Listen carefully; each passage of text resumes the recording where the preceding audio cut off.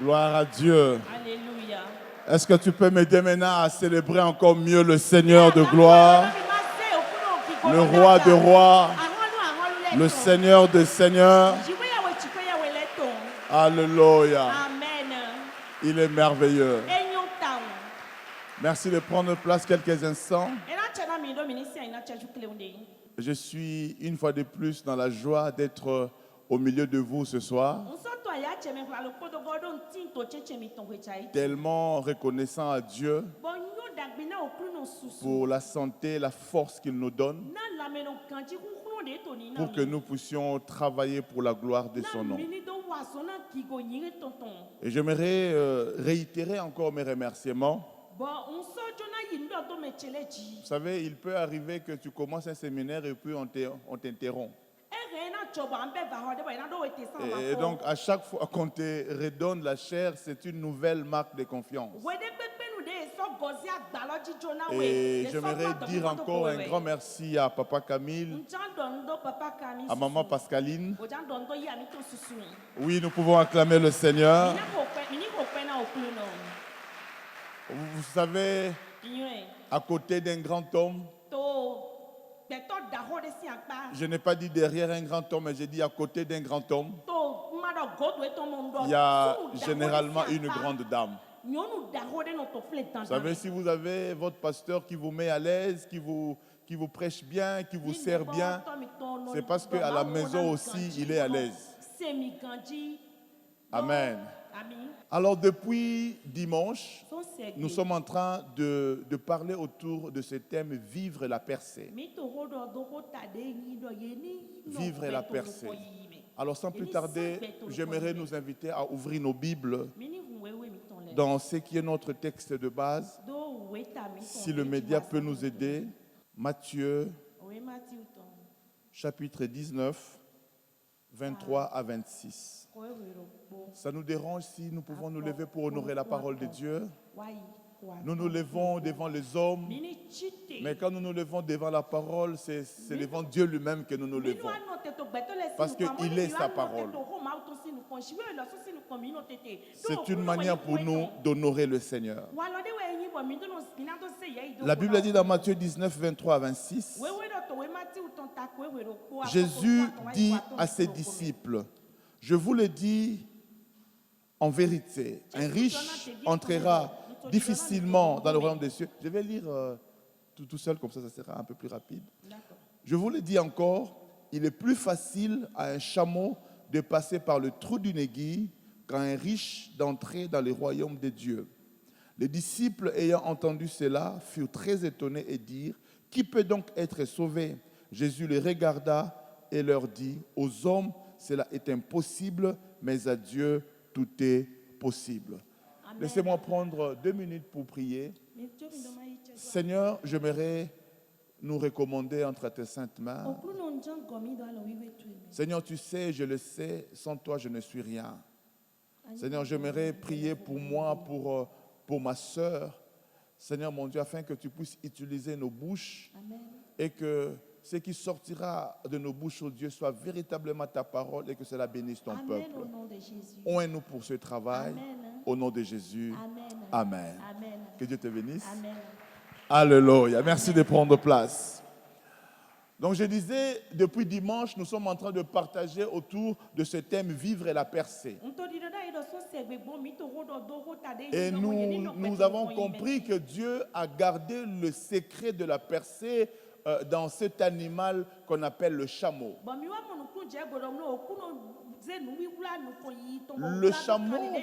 Le chameau, nous commençons déjà à le comprendre que c'est un animal qui est très utile à son maître.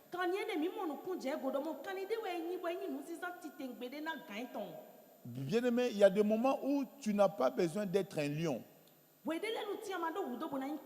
Bien sûr, il y a des moments où il faut être un lion et il y a des secrets aussi que Dieu a cachés dans un lion. Il y a des moments où il faut être un aigle parce qu'il y a des secrets que Dieu a cachés dans un aigle. Si on l'étudie, on trouve aussi beaucoup de principes.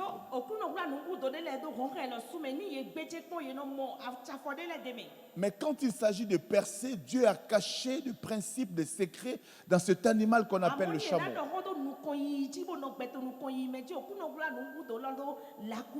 Et donc nous avons compris premièrement que le chameau sert à son maître pour le transport.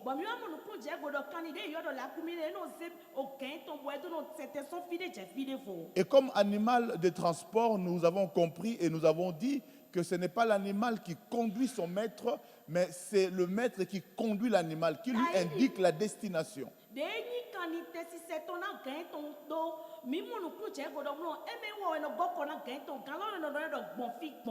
Et donc nous avons dit qu'il était très important de se laisser conduire par le Seigneur. Quel que soit le choix de ta vie, laisse-toi conduire par le Seigneur. Demande conseil au Saint-Esprit.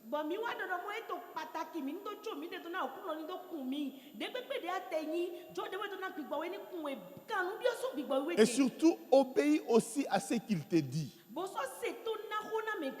Parce qu'il ne suffit pas d'écouter, mais il faut aussi mettre en pratique. Voilà pourquoi la Bible dit, ne soyez pas des auditeurs oublieux, mais mettez en pratique. C'est ce qui nous permet d'expérimenter la véracité des promesses de Dieu. Et nous avons aussi compris que le maître ne pouvait pas monter sur le chameau aussi longtemps que le chameau était debout. Il faut que le chameau s'abaisse.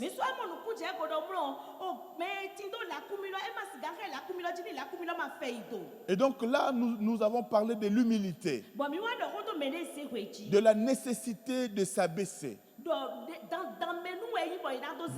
Bien aimé, la Bible déclare Dieu résiste aux orgueilleux, mais il fait grâce aux humbles.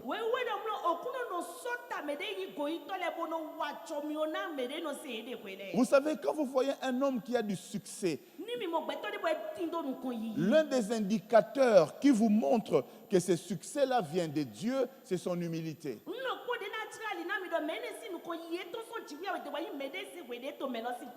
Je disais tout à l'heure que Dieu m'a fait grâce d'accéder à des grands messieurs, à des grandes personnes, mais parfois vous êtes frappés par leur humilité, par leur simplicité.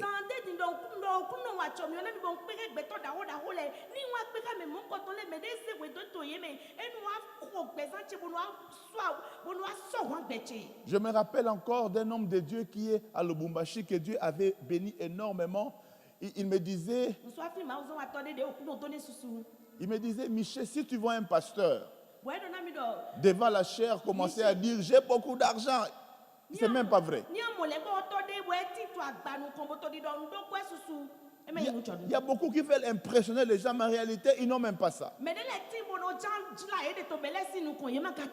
Parce qu'il dit, celui qui a vraiment l'argent, l'argent commence à faire peur. Tu as l'impression que les gens vont venir t'attaquer. Donc, celui qui a vraiment l'argent vit dans une certaine discrétion.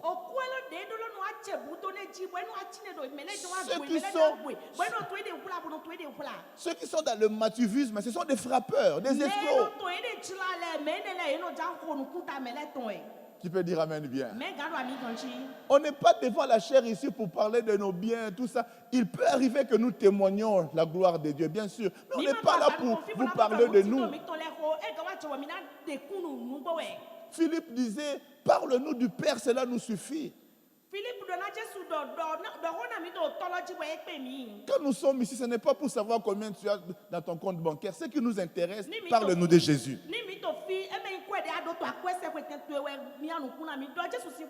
Sois humble. Donne-moi un bon amen. Et nous avons aussi parlé de la nécessité d'écouter Dieu, d'être focus. Et tout à l'heure, même papa me disait, reste dans ta vision, reste focus dans ce que Dieu t'a dit. Et nous avons aussi compris que le chameau servait à son maître aussi de vêtements. Il est capable de se sacrifier pour que son maître puisse s'habiller. Et donc, nous avons compris que dans la vie, tu ne peux pas réussir si tu ne sais pas faire des sacrifices. Nous vivons du temps de la grâce, c'est vrai. Mais la grâce ne te dit pas de croiser les bras. Même quand Dieu nous donne la manne, il nous demande quand même de sortir et d'aller ramasser. Nous vivons une saison où les chrétiens pensent que Dieu va mettre la manne même jusqu'à ta bouche. Dieu fait sa part, toi aussi tu dois faire ta part. Mes amis ivoiriens disent Dieu ne pile pas foutu. Ça dit toi tu veux que Dieu vienne même piler foutu pour toi. Tu veux que Dieu vienne piler igname pour toi. Non, il y a des choses que tu dois faire. Donne-moi un bon amen. Fais des efforts. Et nous avons aussi, en étudiant le chameau, nous avons compris que comme le chameau est un animal du désert, dans le désert, il fait très froid. Et la nuit surtout, il fait très froid. Et donc, les excréments du chameau sont un très bon combustible. Donc, ce qui est excrément peut servir plus tard à allumer le feu. Et ainsi, le maître peut se réchauffer. Et là, nous avons dit que celui qui veut réussir ne doit pas s'arrêter aux échecs du passé.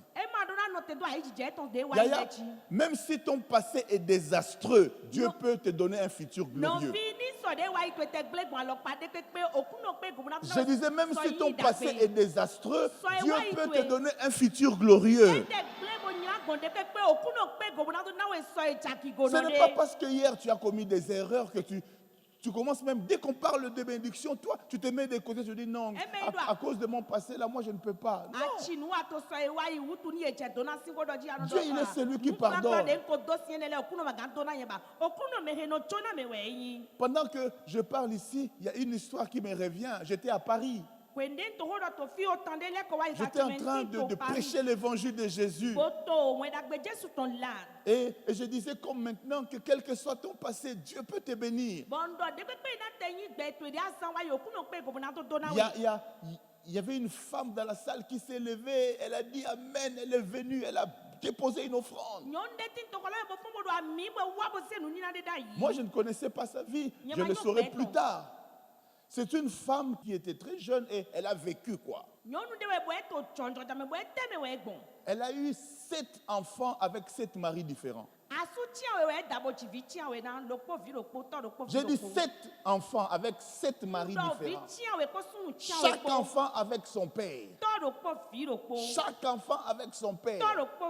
À Lingala, on dit tata, moi na tata naye. Ça dit chaque enfant a son père. 7. Ma sœur a vécu. Ça dit elle n'avait plus espoir qu'un jour elle pouvait se marier. Qui peut la prendre avec 7 enfants? Mais pendant que je prêchais, il y a comme une foi qui est entre elle. Elle a cru que c'est possible d'avoir encore une espérance pour le mariage. Et ce même dimanche-là, il y avait un frère à l'église. Il la voyait. Mais il ne calculait pas. Juste après le message, sous l'onction là, c'est comme si un masque est tombé. Il a vu la sœur. Oh, premier regard. Deuxième regard. Il dit mais c'est bon ça. Et puis il va. Il fait entrer le dossier. Il fait entrer le dossier. La sœur elle-même était surprise. Vous savez, quand tu as beaucoup attendu, dès que le frère est venu, la sœur n'a même pas hésité. Toi aussi, ton problème, c'est que tu hésites trop.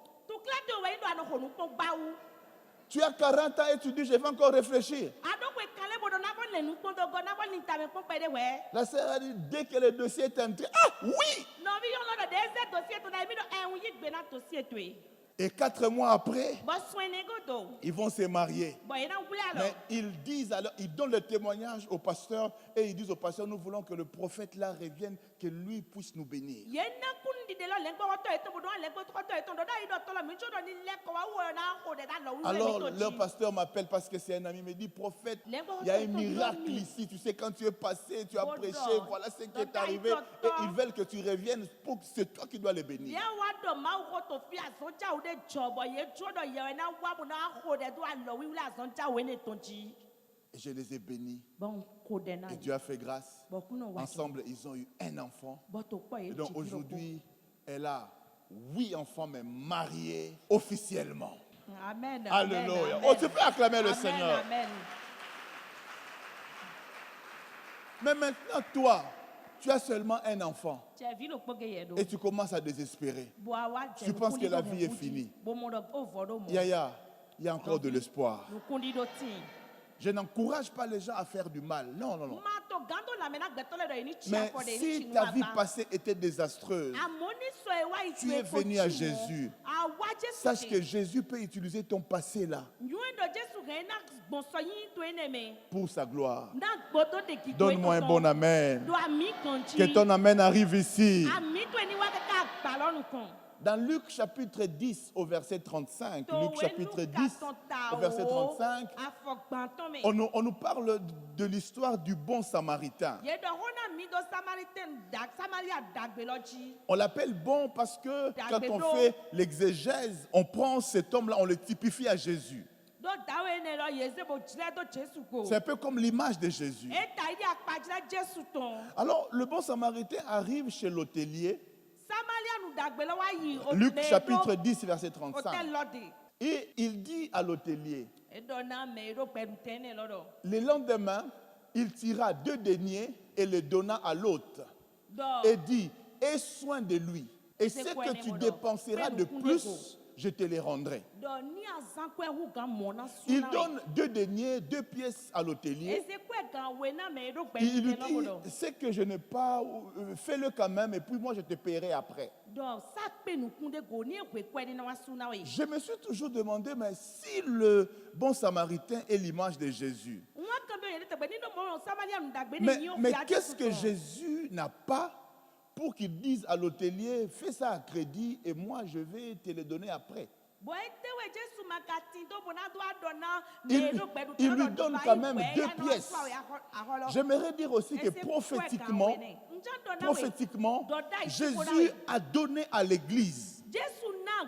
Jésus a donné à ses serviteurs que nous sommes comme un peu des hôteliers. Dieu nous a donné la parole, l'Ancien Testament et le Nouveau Testament.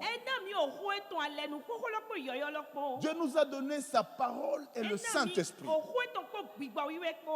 Mais il y a des choses que Dieu ne nous a pas données. Parce que lui, disons, entre guillemets, il n'en a pas l'expérience. Mais nous les hôteliers, vous savez, l'hôtelier c'est celui qui gère les chambres des hôtels, c'est celui qui connaît un peu, il connaît la vie, il connaît la vie. Jésus lui dit, fais ce que tu vas faire. Ce que moi je n'ai pas pu te donner, mais ce que tu peux faire, fais-le et je te paierai. Qu'est-ce que je suis en train de dire? Comme serviteur de Dieu, Dieu nous a donné la parole et le Saint-Esprit. Mais il y a certaines choses qui sont liées à ton passé qui doivent aider les autres. Ton expérience à toi. Parfois même les péchés que tu as commis là. Vous savez, Jésus n'a jamais fumé du chanvre. Jésus n'a jamais fumé du chanvre. Mais tu sais que pour bien parler aux drogués là, aux gens du chanvre, aux chanvristes, permettez-moi l'expression.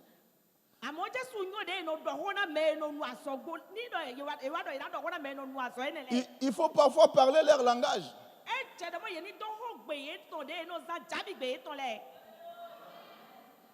Si tu vas chez les gens des chanvres et tu leur dis, monsieur, vous savez, en grec, la parole, la foi, c'est pistis.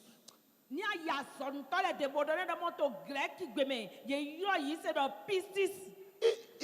ne vont même pas t'entendre. Mais parfois, il faut faire un peu comme eux, quoi. zani no me yeton quoi. Ça dit, tu parles leur langage. A toro gbe yeton bona sa jabi gbe yeton Tu le. dis, oh, cher ami, Aweche. tu prends quoi là? Parce que vous savez qu'ils ont une solidarité, ceux qui prennent du chanvre là. Ils se passent le chanvre, ils sont très solidaires. Ye me betani le wa yiba yino no ko yino ze azwane le. Ai nu pere dina zena wototon la suna nu pere. Et Ye toi, tu mando viens, ele. tu dis, oh, frère, ça c'est quoi ça? Ah, Tu dis, ouais. oh, ça c'est vraie drogue. Ah no no azot akwelo Et tu dis, oh, Ah non, ça c'est rien. ene mende. Moi j'ai trouvé une drogue encore plus puissante. Yen sodo de drogue bon gamo. Parce que vous savez que les gens, les drogués aiment toujours des choses. Ye me ne le kasoro nyi wana nde wa sie u gande san ete. Moi j'ai trouvé Monde. dose. De Dose mo lo unie. agbonde si. Maintenant, comme ils seront toujours intéressés. Oh, c'est où? E ano fitete. Je dis, ben, Ano Tabite. Viens. Wami. il y a un coin là qu'on appelle mission source de vie. Te kale lo do be no yo mission source de vie quoi. Alléluia. Amen. Maintenant, lui, il vient là, E na wa. il entre là, Bona bio. il attend, il dit, oh, il y a non, beaucoup de drogués ici. E ano son tole Non, super non, c'est que fibe. c'est bon. Ayo. Alléluia. Amen. Et puis il arrive comme ça. Wena wa Ce pole. jour-là, Papa Camille ne va pas les rater. Gbe papa ka. Parole. O holo na tonle. Et puis il était entré drogué. Bon, e na bia me kodo Ils sont asoko. sauvés. Bona ton ko hune gan ko ami. Mais qu'est-ce qui a permis de l'attirer? E te we akazan wule wite asan bodo duen wa. C'est parfois ton expérience là. Nou e mi agbon wa iso. Vous savez, en tant que pasteur, parfois, nous traitons de problèmes de couple. Je me rappelle encore de ce frère-là qui est venu.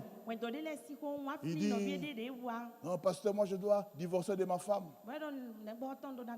Je dois divorcer de ma femme. Je dis, pourquoi?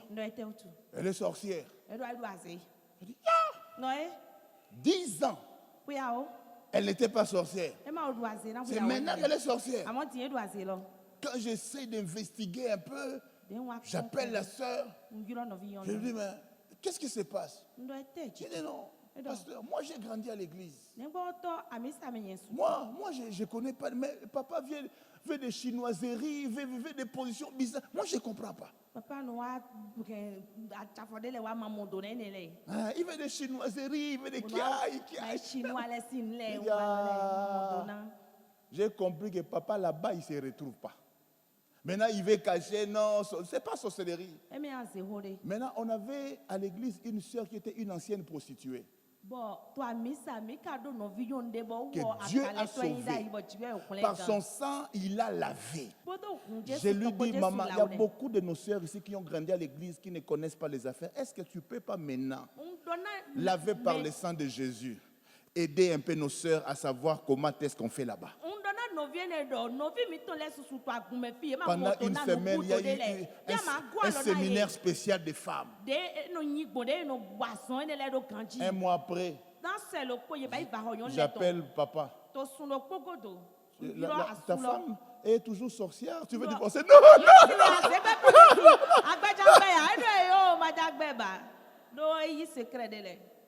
Son passé désastreux là, Dieu peut t'utiliser aujourd'hui pour sauver des mariages. Voilà pourquoi à l'église, on ne doit pas être des gens qui stigmatisent les gens. Jésus a besoin de tout le monde. Donne-moi un amen. Oh. Vous savez que Dieu lui-même est le spécialiste de prendre des gens avec des passés bizarres.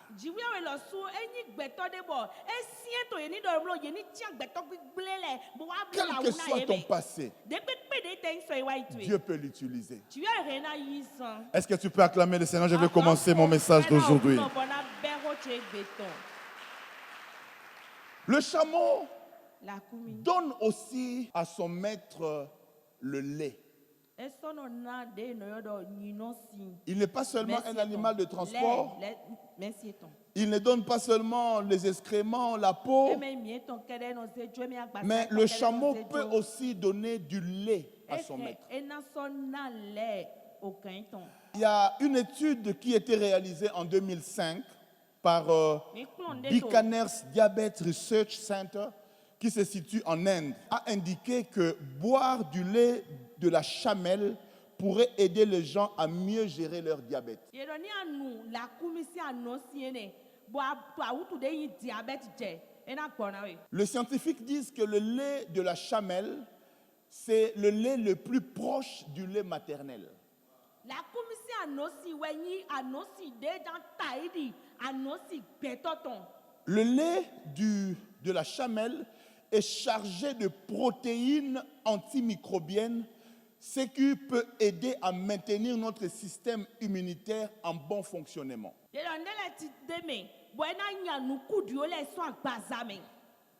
Les scientifiques disent qu'il y a au moins 12 raisons qu'ils nous donnent pour prendre le lait de la chamelle. Nu wia we wutu emi dona nu la kumisi anu si. Donc nous comprenons ici que le chameau ou la chamelle, non pas seulement qu'il habille son maître, non pas seulement qu'il conduit son maître, non pas seulement que le maître peut se servir de ses excréments, mais le maître peut même utiliser son lait pour boire et c'est vraiment un lait très nutritif. Voilà pourquoi quand il s'agit du désert, Dieu ne parle pas du lion, il ne parle pas de l'agneau, il parle de la chamelle. J'aimerais dire à quelqu'un, si tu veux percer, dis à ton voisin, sois un chameau. Et qu'est-ce que cela nous enseigne? Il faut absolument être utile à Dieu. Si tu veux percer dans la vie, dans le ministère, il faut que tu sois utile. Il faut que Dieu dise non, même si aujourd'hui il y a 10 personnes qui doivent mourir, non, lui il doit rester. Parce qu'il m'est utile. Quand tu es utile, Dieu t'amènera plus loin que les autres. En quoi es-tu utile à Dieu? En quoi es-tu utile à Dieu? En quoi es-tu utile à Dieu? Dans 2 Timothée chapitre 2, 20 à 21, l'apôtre Paul parlant à Timothée dit ceci: dans une grande maison, il n'y a pas seulement de vases d'or et d'argent, mais il y en a aussi de bois et de terre. Les uns sont des vases d'honneur et les autres sont d'un usage vil. J'aimerais que tu poses la question à ton voisin. Toi, tu es d'un usage vil ou tu es un vase d'honneur? Pose un peu la question. Tu dois être utile à Dieu. Vous savez, David dit dans le psaume 52, verset 10, il dit, et moi, je suis dans la maison de Dieu comme un olivier verdoyant. Autrement dit, je suis utile dans la maison de Dieu. Un olivier produit de l'huile. Et la maison de Dieu a besoin de l'huile pour les lampes, parce qu'à l'époque, pour avoir de la lumière, on utilisait de l'huile. Et David dit, moi je suis un olivier verdoyant. C'est-à-dire un olivier qui produit. Je suis utile à Dieu.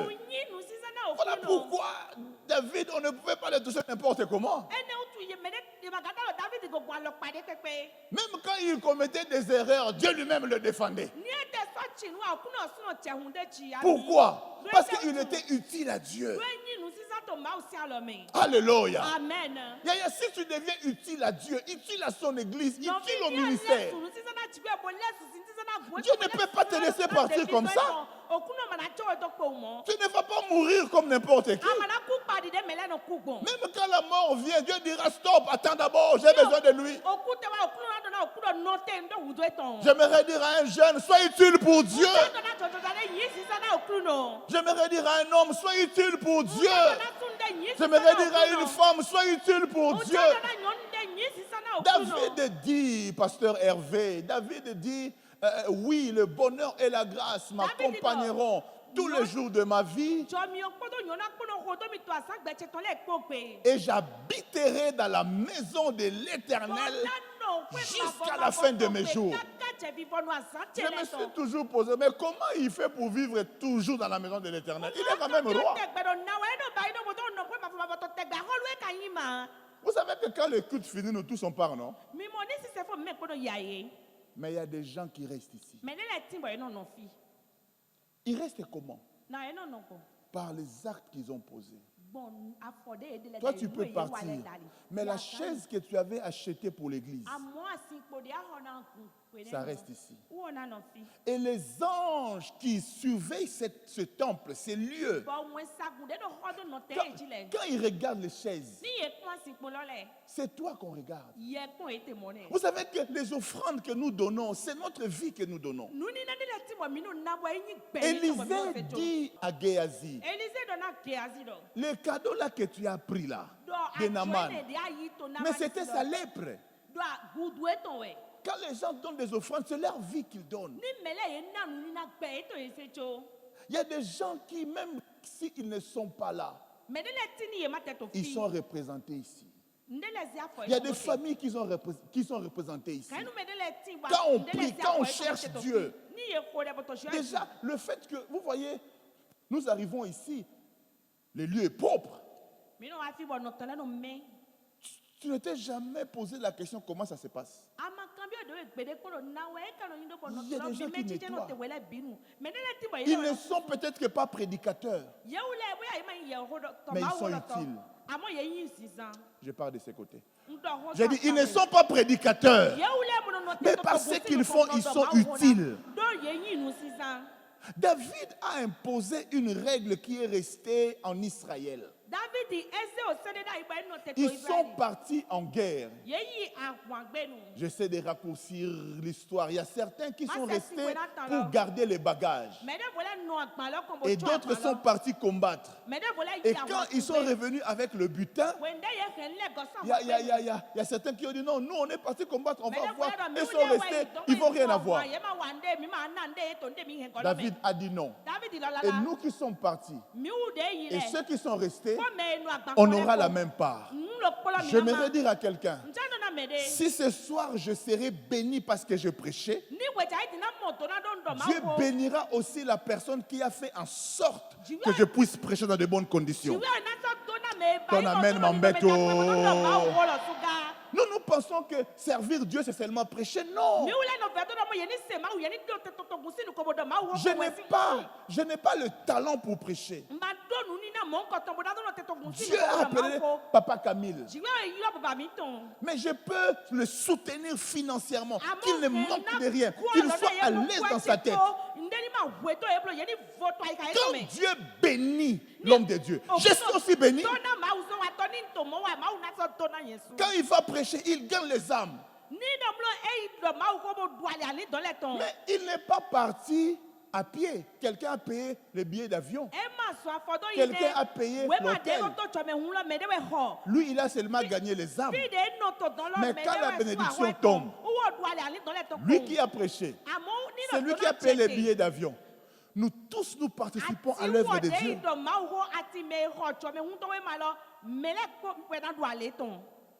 Moi, je ne prêche pas.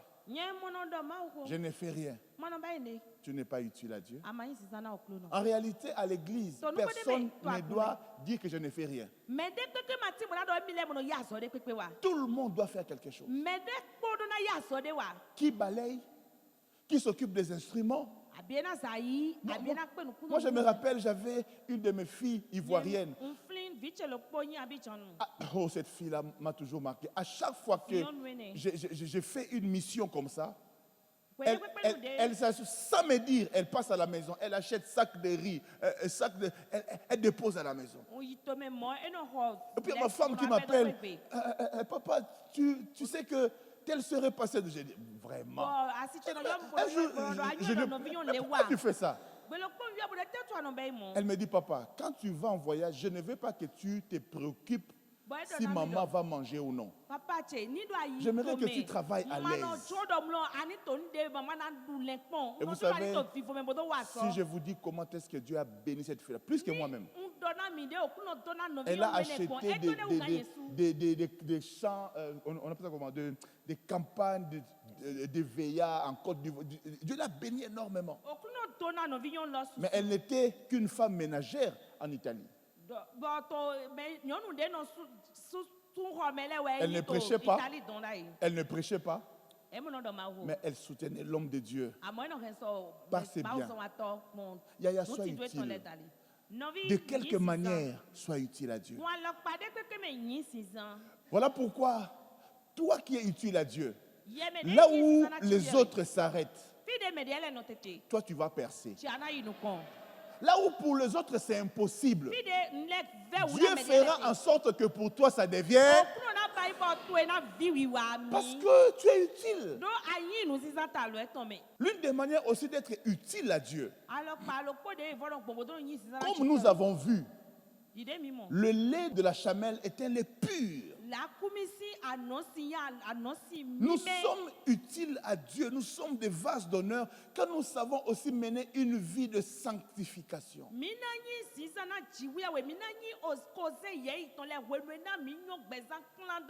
Aujourd'hui, je suis venu avec mon sac des amens. Donc même si tu ne dis pas amen, je vais le dire moi-même, je prends et je le dis. Parce que je sais que ça vous devez dire maintenant, les gens n'aiment pas trop entendre ça. Tu ne peux pas être utile à Dieu en menant une vie de désordre. Tu ne peux pas être utile à Dieu en menant une vie de péché. La grâce de Dieu, ce n'est pas la crasse. La grâce n'est pas la crasse. Tu ne peux pas dire parce que je suis sauvé, parce qu'il y a la grâce et tu vis n'importe comment. Toi, tu es un Terminator. Tu ne veux pas voir des filles passer. Terminator. Tu tires de partout. J'aimerais dire à quelqu'un, la vie de péché, tu paieras un jour. Tous ceux qui vivent comme des aventuriers, Yaya, les aventures là que tu fais à l'église, tu paieras un jour. Même si le pasteur ne te voit pas. Même si le pasteur ne te voit pas. Parce qu'on a beaucoup d'escrocs à l'église. Amen. On a beaucoup d'escrocs. Il peut même venir devant le pasteur. Il s'agenouille même. Il s'agenouille. Toi, tu dis vraiment, c'est frère, vraiment. Comédien. Yaya, quand nous avons donné notre vie à Jésus, on était très jeunes. Je me suis converti à l'âge de 11 ans. J'ai eu mon baptême à l'âge de 12 ans. Et j'ai commencé à prêcher à l'âge de 12 ans. Vers 14 ans, 15 ans, il y a eu un peu la puberté. Bon, on s'est un peu perdu, mais comme déjà on avait le projet de Dieu là vers les 16 ans, Dieu nous a récupérés. Et depuis là jusqu'à ce jour, je sers Dieu. Je peux vous dire ceci. J'ai vu des gens venir à l'église se comporter en aventurier. Mais j'ai vu aussi leur fin. Il y a des gens que je connais qui remplissaient des stades dans mon pays. Mais comme ils menaient de doubles vies, des vies bizarres, aujourd'hui, je peux vous dire que ce sont des comédiens. Ils sont nulle part. Quand tu le vois, tu dis, c'est lui le format qui servait Dieu.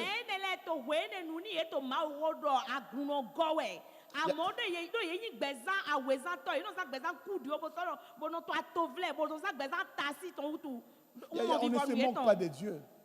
Ye mono charge wi awe ko. On ne se moque pas de Dieu. Ye mono charge wi Je awe ko. disais, on ne se moque pas de Dieu. Ye mono charge wi awe ko. J'insiste encore, on ne se moque pas de Ye Dieu. mono charge wi awe ko. Tu wi ma me de gbe. Moi, j'ai toujours dit ceci. Si tu veux être païen, sois d'abord païen. Finis ta paganité. Ni aja yin ko si. No ko si me bo wa tu o to mo to fo we to mo wa Si le monde, tu n'es pas encore fatigué du monde, mais va, continue, finis bien. Ya yo ma o ti ko na we 3 gume no vi bo i wa tu o to to. Au lieu de faire comme chauve-souris, parfois tu es ici, on ne sait pas où tu Ya na es. wa ndi atoke amatokani wame amatoke wame ye ma yo fi di ate. Bo beneza. Si tu es un enfant de Dieu, Ni yin vi ti we ya we ton. alors sois un enfant de Dieu. Yin vi ti we ya we ton.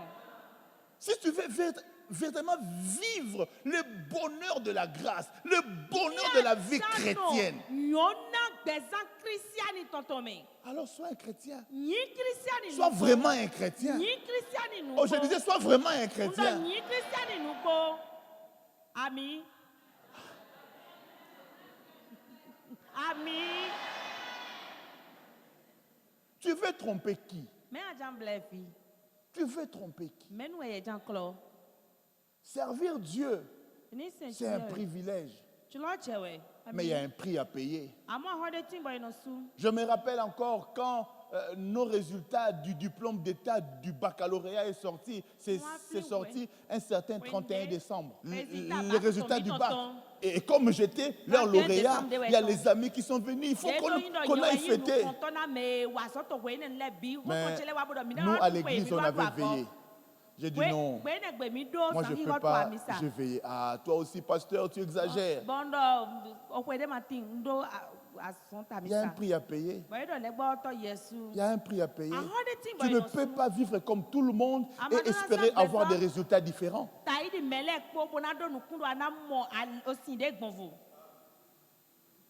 Sois utile. Serviteur de Dieu, craignons Dieu.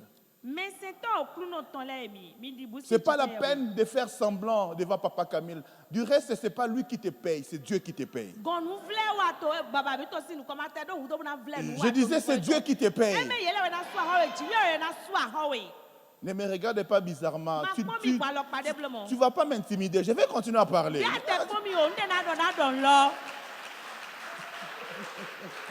Tu ne vas pas m'intimider. On a trop des aventuriers.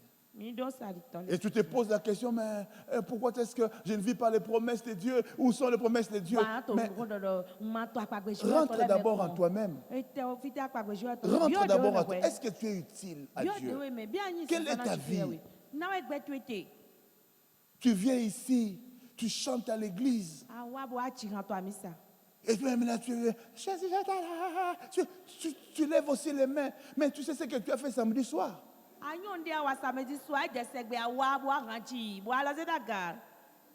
On a beaucoup des acants ici. Tu vois, le culte est lourd. L'atmosphère est lourde. Acants. Tu pollues le culte.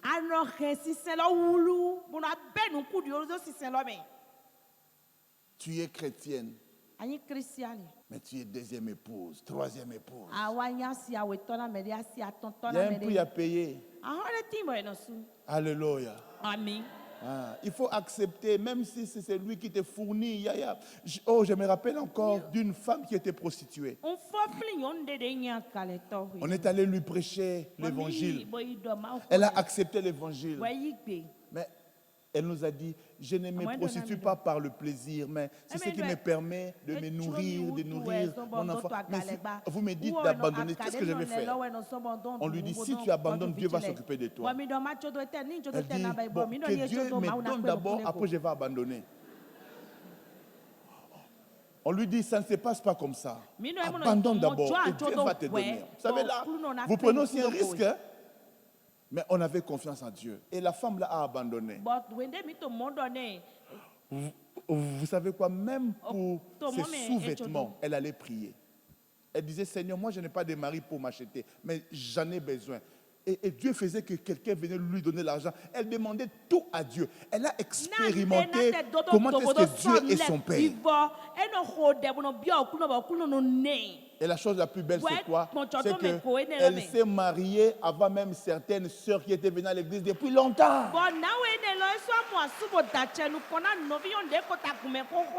Si tu ne prends pas les risques avec Dieu, la vie chrétienne est aussi une vie de risques. Mais si tu sais faire le pas, Dieu te permettra de faire 1000 autres pas. Tu perturbes le mariage d'autrui. Est-ce que si on te le faisait à toi, comment ça te fera? Et puis même certaines, le mari d'autrui veut rentrer. Tu ne rentres pas. Tu dors ici aujourd'hui. Non, mais il y a ma femme, mais non, si tu pars, tu ne rentres plus ici. Comme si c'était même son mari. Et il y a une femme là-bas qui pleure. Mon mari. Il y a des enfants qui pleurent. Papa nous a abandonnés. Et tu penses vraiment que toi tu seras béni. Il y a un jour tu paieras pour ça. Même si vous ne dites pas amen. Quand la femme là pleure, quand les enfants là pleurent, parce que tu as détourné son mari, tu as détourné leur père, tu paieras. La vie chrétienne, c'est la crainte de Dieu. La Bible même déclare que la crainte de Dieu, c'est le commencement de la sagesse. Ce soir, je ne suis pas là pour que tu cries, pour que tu t'excites. Non, ce soir, j'aimerais que tu prennes ta vie chrétienne au sérieux.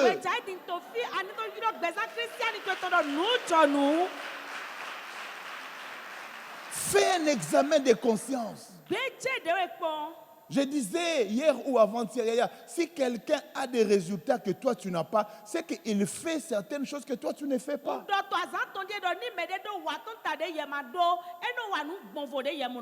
Comment est-ce que tu marches avec le Seigneur? Quelqu'un a dit ceci: le charisme t'élève, mais le caractère te maintient. Le charisme, le don spirituel peuvent t'ouvrir des portes.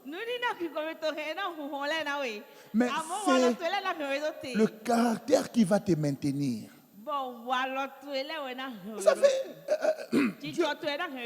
la Bible déclare Dieu ne se répand pas de ses dons et de son appel. Quand Dieu te donne un don, bizarrement, tu peux même vivre dans des choses bizarres là, mais le don continue à fonctionner.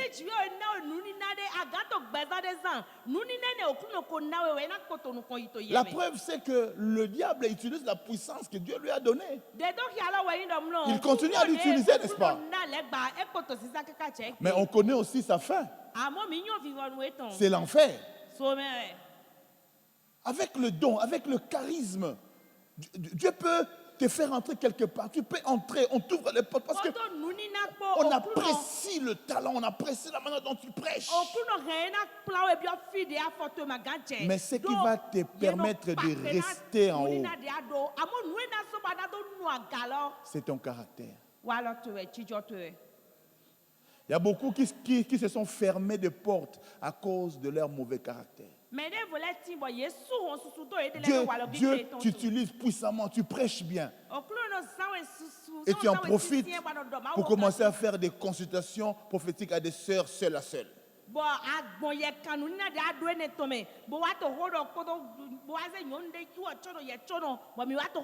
il y a même certains qui commencent à faire des prières dites prières d'Élysée.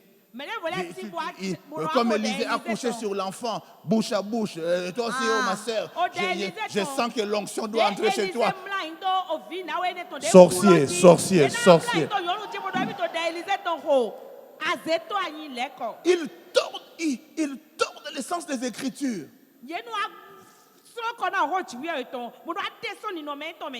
Il se peut même que le patient ne le saura pas.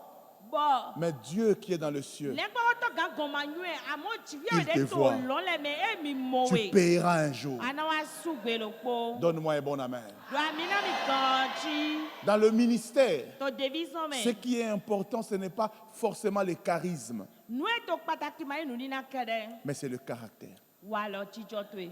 Voilà pourquoi même Dieu prend beaucoup de temps à travailler le caractère de son oint. Ene utu okuno no se gwenu susu bono wa zonto chicho. Parce que me l'onction sa sans mina le ito caractère risque de te détruire. Do amisisa kodo walo twe po e re na re Yaya, bezo ble. quand les gens commencent à t'acclamer, No bini mele check pa hona wechi. quand les gens commencent à te faire entrer dans des endroits où même ton grand-père n'est jamais entré, ni ton père, Bo check quick place so L'argent tombe à flot. Twe togbo twe le ma bio. mais si Dieu n'a pas travaillé ton Bo caractère, kwa to asiwe mon koton. cette onction-là, Nieto mon.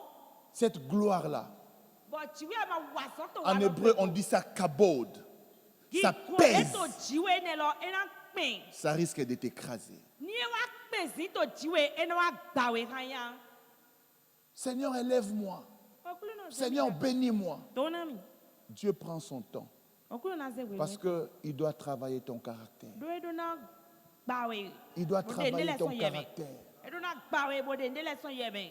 Il doit travailler ton E do caractère. na gbawe bo de ndele son yeme. Voilà pourquoi même à David, Dieu rappelait, souviens-toi là où je t'ai pris, derrière les brebis de ton père. Souviens-toi. Ce n'est pas parce que tu es devenu roi. David do fli fi den klawe son.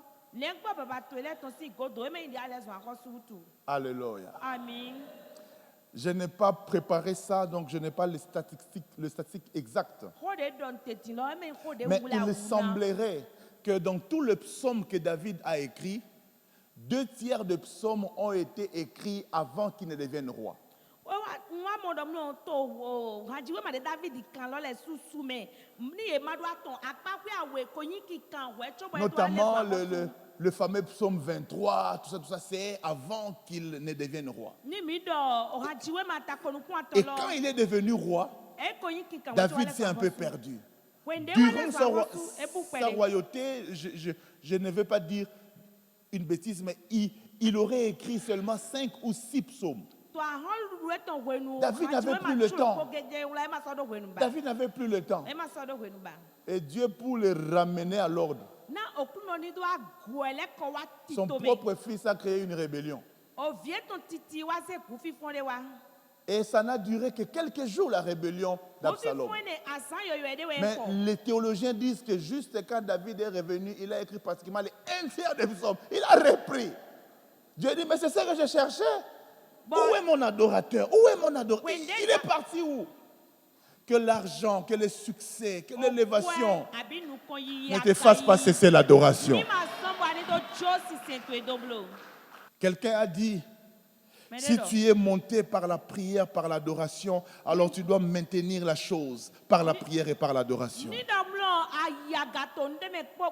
Ce qui s'acquiert à genoux, se conserve aussi à genoux.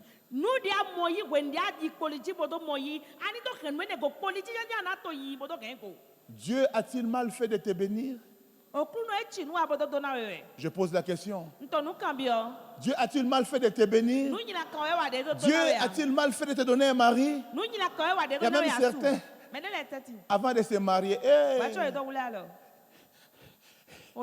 tous les jours, depuis qu'elle s'est mariée, pasteur, j'ai plus le temps.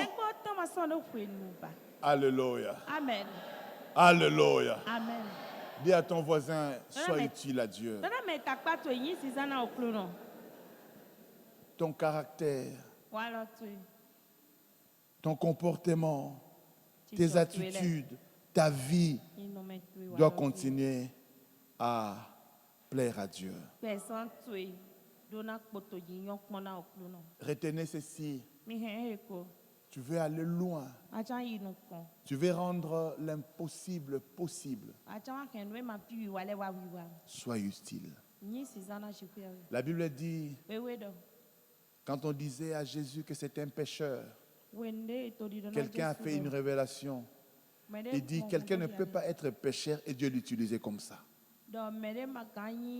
Si tu veux que Dieu t'utilise dans ton domaine, dans les finances, sois quelqu'un qui apporte la lumière. Tu peux être comme Daniel à Babylone, au milieu de rois, au milieu de ministres, mais avoir un comportement qui craigne Dieu.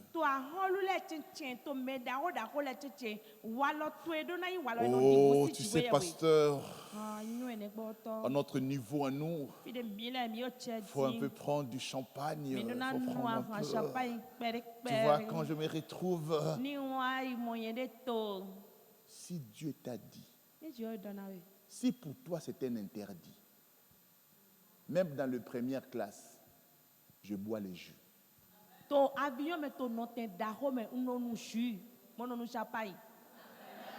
Amen. Ce n'est pas parce que Dieu t'a béni. J'aime un homme comme Job. Il était riche comme pas possible. Mais Job dit, j'avais fait un pacte avec mes yeux. Je ne regarderai pas de jeunes filles d'autrui, non. Parce que tu as l'argent. Que même ta propre nièce vient te demander de l'aide. Avant de donner une aide à ta nièce, elle doit d'abord passer sur l'autel, sur le tatami. Tu deviens un pervers parce que Dieu t'a béni. Tu paieras un jour. La grâce de Dieu, ce n'est pas la crasse. Tu veux aller loin? Tu veux percer dans le ministère, dans la vie? Tu as la responsabilité de marcher dans la crainte de Dieu. Travaille ton caractère. Travaille ton caractère. Paul dit à Timothée, parle aux femmes âgées comme si elles étaient tes mères. Parle aux jeunes sœurs comme si elles étaient tes sœurs. L'onction ne doit pas te rendre impoli. Parce que c'est toi l'homme de Dieu, tu parles aux gens sans considération. Non.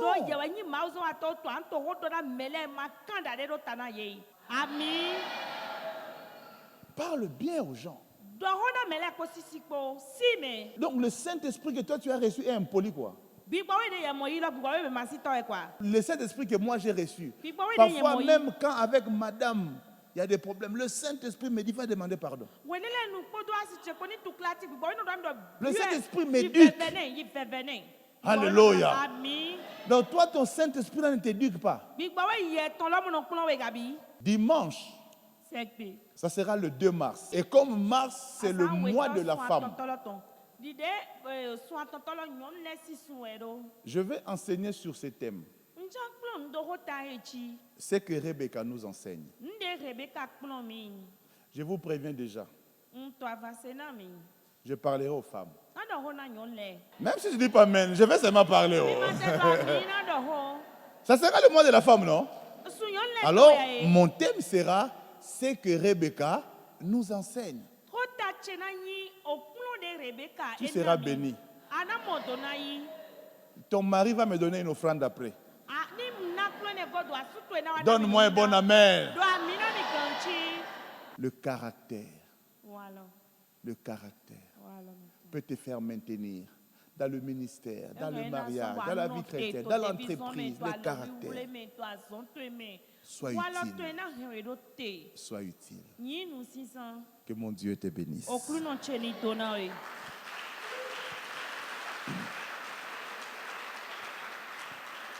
Alors, je vous ai dit que pour percer, il y avait comme 2 pieds sur lesquels nous devons marcher. L'homme a sa responsabilité. Dieu aussi a sa part. Au lieu de commencer par Dieu, par l'œuvre du Christ, j'ai souhaité commencer par ce que l'homme devait faire. Alors, en un jour, je vais faire un effort pour vous prêcher sur le 8 points que Jésus a réalisé, qui nous donne accès à une bénédiction complète. Parce que nous devons réclamer des choses, mais pas forcément sur la base de nos efforts, mais sur la base de l'œuvre du Christ. Vous savez que Jésus n'a pas commencé à verser son sang à la croix.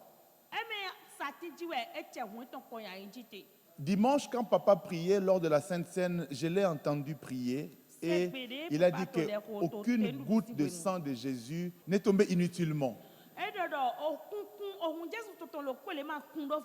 Et donc nous allons voir que dans le parcours de Jésus, il y a au moins 8 fois où le sang de Jésus ont coulé. Et chaque point où le sang a été versé, c'était pour notre rédemption totale.